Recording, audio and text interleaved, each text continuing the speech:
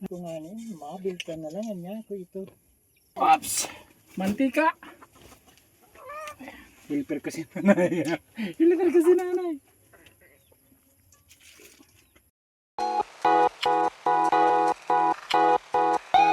Nanay. May sinaing baboy pa. Manok yan nanay. Ay, manok. Nakain ka niya nanay, manok. Lutuin natin. Hmm. Papakita natin ngayon yung ano natin content. Mukbang na. Itatay Pipito ayaw magmukbang. Mas gusto ni ano na lang. Dapat mag-ilaw na. Pailawin mo pa arat yan.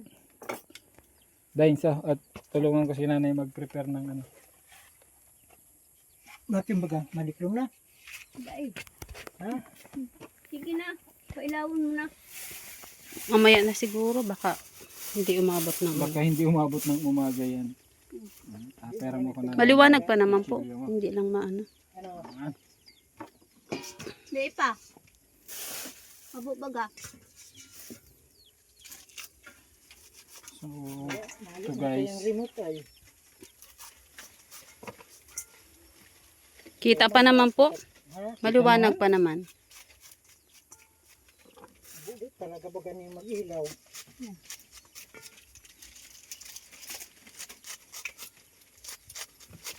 Hindi, pinapailaw, mag-ilaw.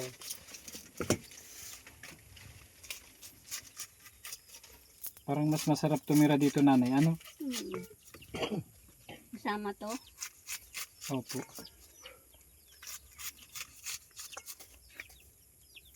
Ay, handa na natin to Tatay Pipito. Pista pala.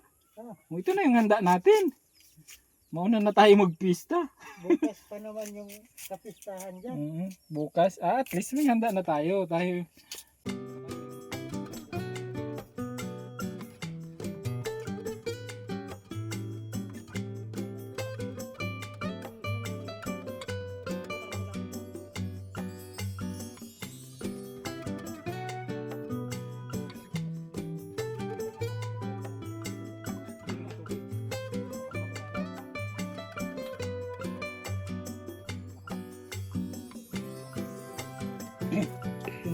kasi sinda dyan sa baryo na istorya na ito.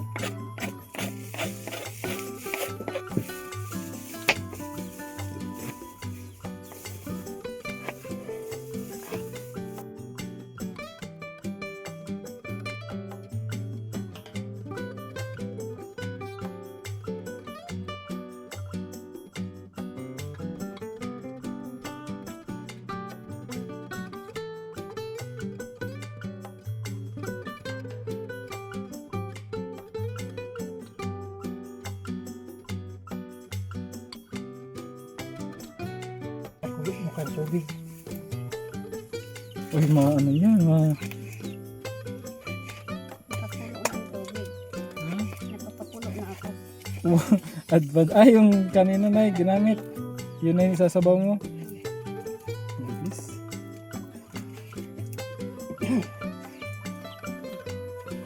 Ito pa mambagat Natin. Ito na. Mauring. Kasi yung tubig mo na Tabi. Mauring yata yung ilalim niyan. Parang hindi kasya to dito. No? mabahas. Maliit. Okay. Ayan o pa doon o. Ha? May talyasi. May taylasi ka na. Ayan, okay yan. Ba't may ganyan po kayo pag may ano?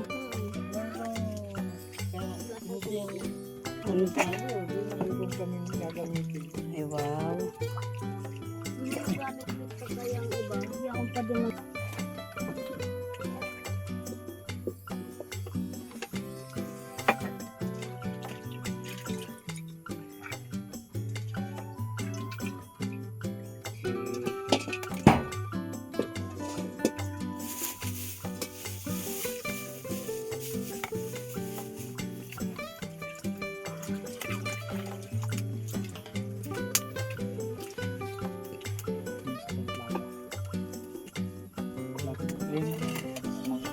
Ito tayo. Ops! Mantika! Filter kasi nanay. Filter kasi nanay.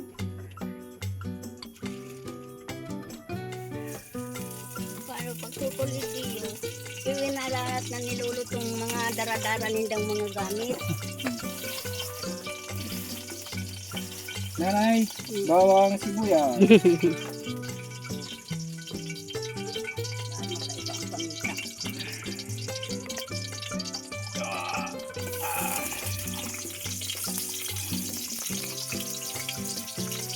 Daga sa mautok. Sandok! Sandok si nanay. Yung pamisa.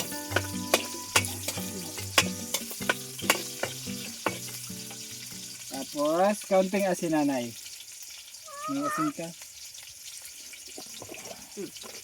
Grabe guys, ito yung buhay nila dito nila nanay. So, libre na ang panggatong kasi ano, kahoy. Pero masarap magluto dito, ano? Sa kahoy. Try ko. So, nilalagyan ko po ng kaunting asin pag ako nagluluto. Dami. Ayan. Para may lasa yung manok. Makulog sa mata. Maarap. So, ganito po ang buhay dito sa bundok. So, yung lutuan nila, kahoy. Pero at least to, wala kang babayaran ano tay. Wala na. Libre na yan. Malakas naman oh.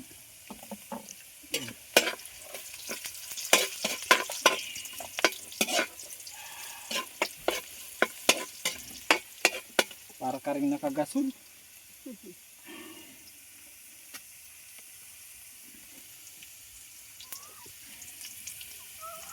Chicken.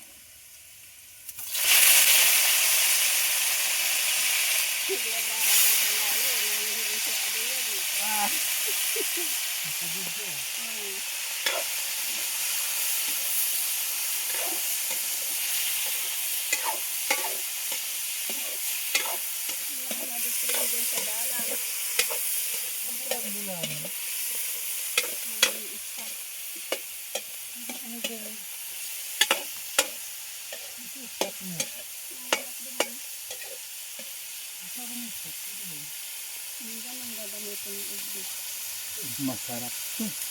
Guys, bulanin.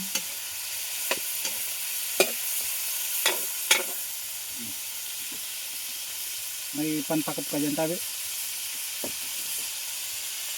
Takot yung kaldero. Ito na lang, yun na lang. No? May laman yun. Kanin. Sige na. Grabe ang sinap. Dikitin na lang sinaing mo. Kukunti yung sinaing niya. Siya nga ni anang nagsap na siya di dito saro so nagad na yung maabot.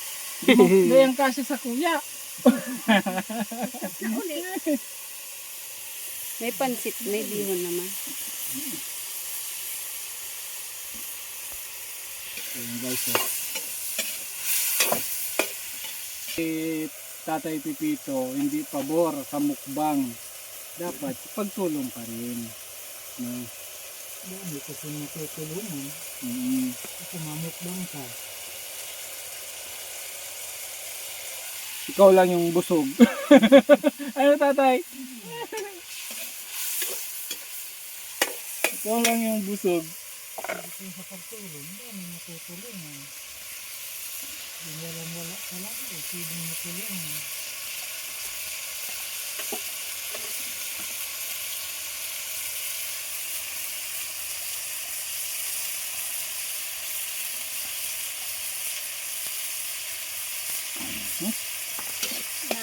Init. Dahil pawisan ko lang masyado dyan. Nakapul yung ano, yung gasol ni tatay. Grabe.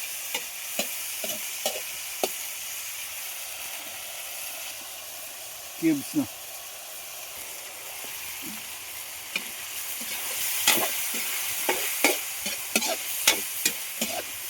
Nanay, toyo. Tarantasin. Sila. Bukas na yan. Paano natin nanay? Uy, may nabubuksan niya, naangat ganyan, lang. ganyan. Oo, yan. Ay, naku po. Babae ang natataaran kaya kaya. Tatay, ano? Palibasa tayo ay. Wala ng ganyan.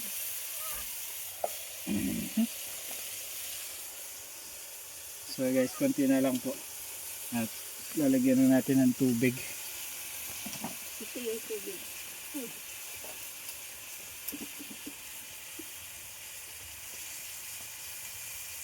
Ay, may ano sa cook.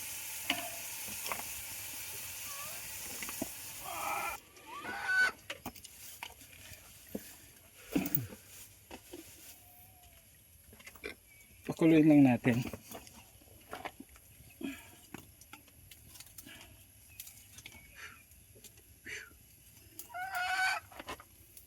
Maganda yung panggatong ni tatay. Maano? Maapoy.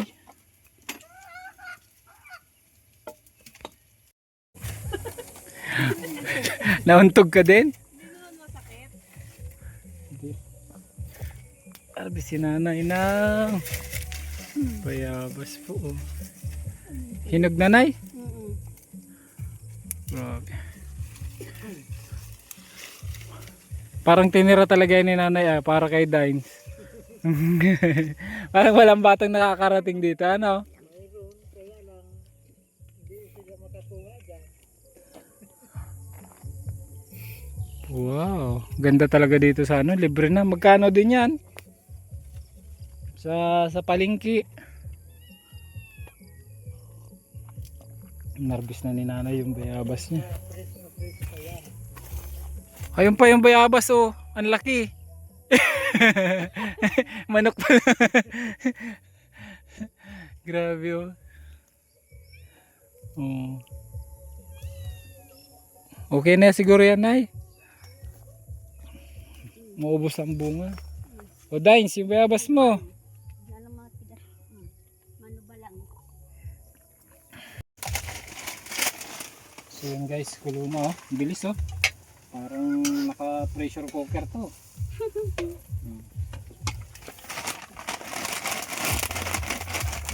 Dahil birthday ni Nanay Gloria, magluluto tayo ng pansit. Yan. Bihon. Oh.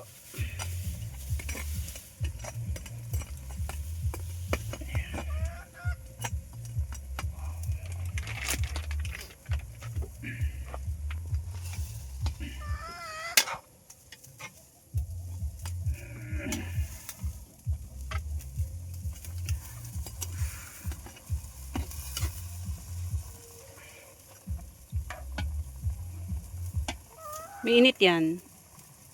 Ay, bukas na pala to. Isa lang. Yan mo na yun.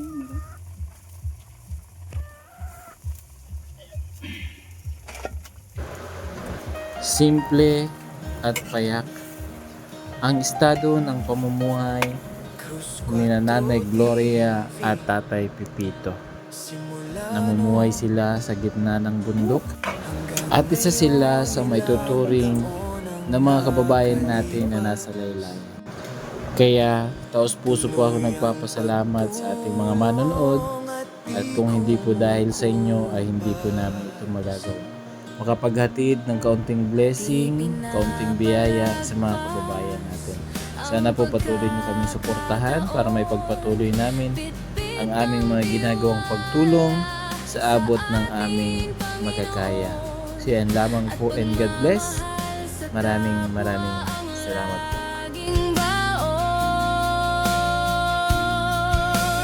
Cruz 4 TV